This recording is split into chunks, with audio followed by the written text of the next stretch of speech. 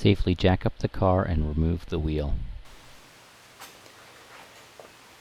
Today we're going to be changing brakes front and rear on a water-cooled 911. This is a 99 996 C4. Yeah, so the rotor, this is a factory cross-drilled rotor, is starting to develop a lip on the outside and on the inside. It is worn down to its minimum thickness, maybe even a little bit below its minimum thickness. Here's that lip right there. These pads have a little bit of life left in them, but because I'm going to put new rotors on, the rear pads are shot. I'm going to change pads and rotors all the way around the car. The first step I'm going to do is undo the two little Phillips head screws that are holding the rotor onto the hub. These are just to hold it in place. Of course, your lug bolts that go here are actually what really hold the rotor on the hub and the wheel onto the rotor in the hub, so that you transmit the braking force and the driving force. This is an impact screwdriver, happens to be from Harbor Freight, relatively inexpensive tool. It's got a Phillips head bit, you can change the bit on the front, and a smooth metal area on the back. You're going to hit it with a hammer, and it's going to give kind of an impact force to the screw to help it hopefully screw out without stripping. The way you use an impact screwdriver is you first make sure that it's turned in the direction you want to go, in this case counterclockwise, to loosen it up. So you're going to hold it, putting a little bit of pressure or tension on that direction. So I'm holding it, giving it a little bit of a twist counterclockwise. Then I'm going to strike it with a hammer, and it's going to transmit the hammer load to the screw. And it is unscrewing. So I'm just going to start it with this, and then I will screw it all the way out with a regular screwdriver. These are sometimes quite stuck, especially on a car that is high miles and hasn't had the brakes changed in a while, especially if the car is driven all seasons. I will show later how to drill one of these out if it is stuck.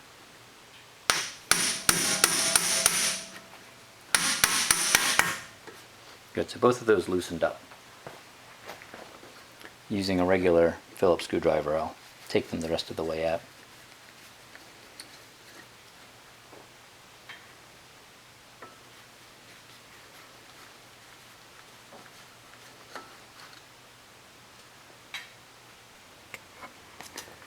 The next step is to take the caliper off.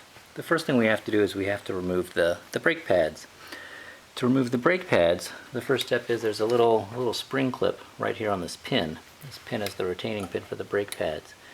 A pair of needle nose pliers, you should be able to pretty easily pull this little clip out. Try not to damage it because it's relatively small and fragile. Now that the clip is out, we're going to be able to use a punch and a hammer, and we're going to be able to drive this pin out from the front, or from the outside to the inside of the car. It may be a little tight if it has, again, seen a bit of rain or snow and salt and corrosion. As I get it past the spring clip here, this metal piece will kind of come off of the caliper. This is what helps hold the pads in place. Now the spring clip is only being held in by the punch. I can remove the punch and take the spring clip out.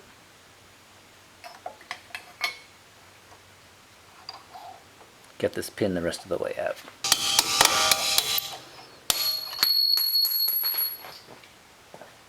The next thing we're going to do is we have to retract the pads a little bit. They're not going to slide out because of the lip that's on the rotor.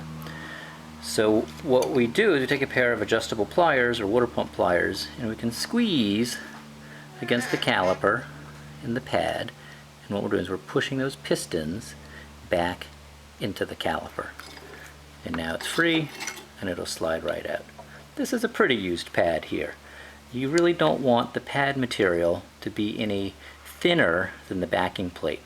The backing plate is this metal part right here. So this pad is definitely ready to be replaced.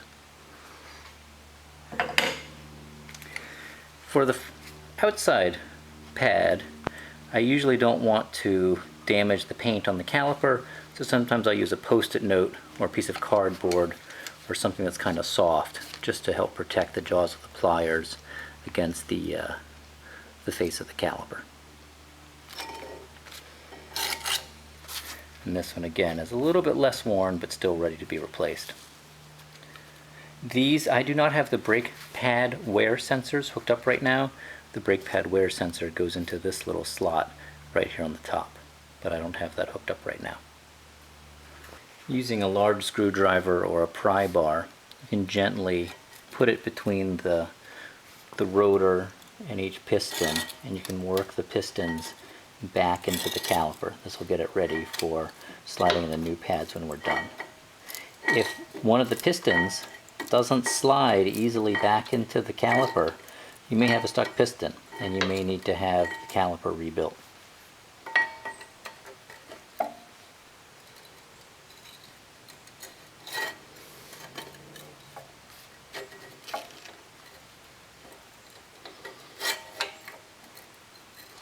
You'll also find that as you push one piston in, as it displaces fluid in the caliper, it will push the other pistons and other things out.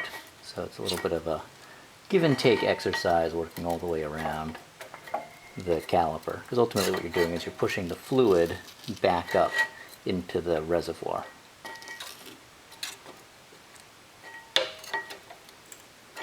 What I'd like to do next is remove the caliper using a 10mm Allen drive socket on a breaker bar.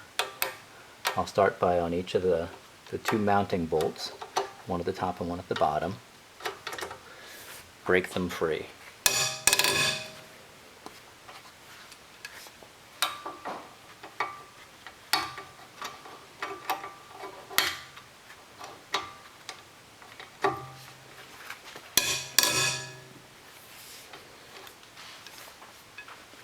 Once they're broken free, you can remove them with just a regular socket wrench.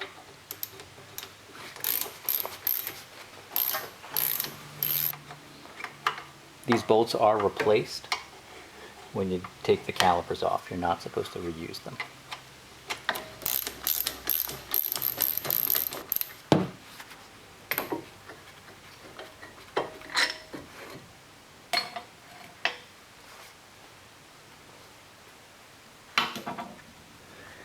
Now the caliper is held on with a rigid brake line from the spindle or from the carrier to the caliper.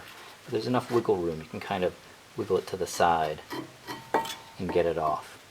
And then the best thing to do is to use a piece of wire or a piece of twine and tie it up to a spring or something to keep it out of the way. You don't want to put too much stress on that metal hose that goes to the brake line that goes to the caliper. Even though these calipers are pretty lightweight, it's still a good practice to wire or tie the caliper up.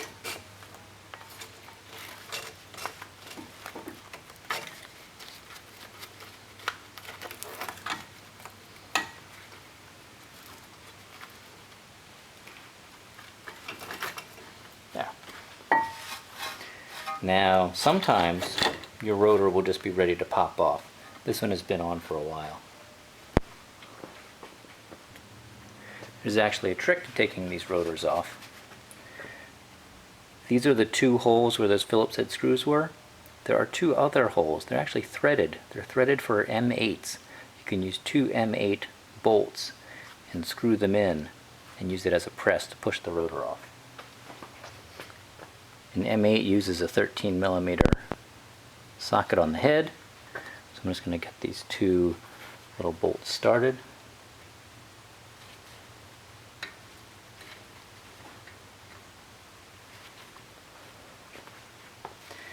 And with a 13mm socket on my ratchet, I can screw these in. I try to do them somewhat evenly, so a little bit on one side, and then a little bit on the other. Sometimes you have to hold the rotor to help keep it still.